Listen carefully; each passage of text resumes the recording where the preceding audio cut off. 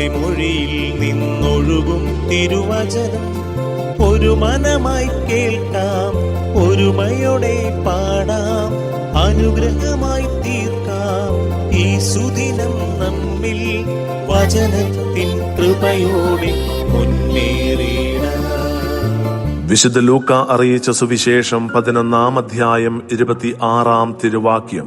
അങ്ങനെ ആ മനുഷ്യന്റെ സ്ഥിതി ആദ്യത്തേതിനേക്കാൾ മോശമായി തീരുന്നു.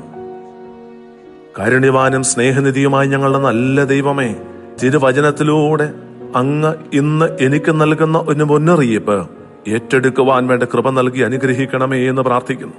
കർത്താവേ, എങ്ങനെയാണ് എന്റെ അവസ്ഥ ആദ്യത്തേതിനേക്കാൾ മോശമായി തീരുന്നത് എന്ന് അങ്ങ് തിരുവചനത്തിലൂടെ അരുളി ചെയ്യുന്നുവല്ലോ.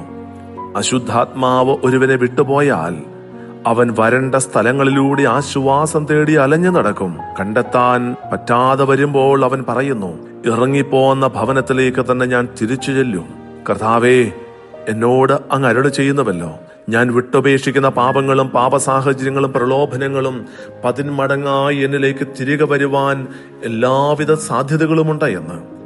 ഞാൻ അവര് വീണ്ടും അടിമപ്പെടുമ്പോൾ എന്റെ അവസ്ഥ ആദ്യത്തേതിനേക്കാൾ മോശമായി തീരുന്നുവെന്ന്. ദൈവമേ, അങ്ങയുടെ തിരുവചനത്തിൽ ആശ്രയം വെച്ചുകൊണ്ട്, അങ്ങയുടെ മുന്നറിയിപ്പ് കേട്ടുകൊണ്ട്, കർത്താവെ, അങ്ങിൽ മാത്രം ശരണപ്പെട്ട് ജീവിക്കുവാൻ, ദൈവമേ, പാപങ്ങളെയും പ്രലോഭനങ്ങളെയും പാപസാഹചര്യങ്ങളെയും അങ്ങയോട് ചേർന്ന് നിന്നുകൊണ്ട് ചെറുത്തു തോൽപ്പിക്കുവാൻ, അങ്ങയുടെ സംരക്ഷണ കവചത്തിനുള്ളിൽ ജീവിക്കുവാൻ കൃപ നൽകി അനുഗ്രഹിക്കണമേ എന്ന് ഞാൻ പ്രാർത്ഥിക്കുകയാണ്. കർത്താവേ, എന്റെ ആത്മാവ് നഷ്ടപ്പെട്ടു പോകാൻ അനുവദിക്കാത്ത വിധം അങ്ങ് എന്നെ ചേർത്ത് പിടിക്കണമേ എന്നും അങ്ങയോട് ചേർന്ന് നിൽക്കുവാൻ എന്നെ ഇന്നേ ദിവസം പ്രത്യേകം അനുഗ്രഹിക്കണമേ എന്നും പ്രാർത്ഥിച്ചുകൊണ്ട് നമ്മുടെ കർത്താവ് ഈശോ മിശിഹായുടെ കൃപയും പിതാവായ ദൈവത്തിന്റെ സ്നേഹവും പരിശുദ്ധാത്മാവിന്റെ സഹവാസവും പരിശുദ്ധ അമ്മയുടെയും നീതിമാനായ മാർ യൗസേപ്പിന്റെയും മാധ്യസ്ഥവും സകല മാലാഖമാരുടെയും സകല വിശുദ്ധരുടെയും സംരക്ഷണവും നൽകി സർവശക്തനായ ദൈവം നിങ്ങളെ ആശീർവദിച്ച് അനുഗ്രഹിക്കട്ടെ, ഇപ്പോഴും എപ്പോഴും എന്നേക്കും. ആമേൻ. വചനത്തിൻ കൃപയോടെ മുന്നേറി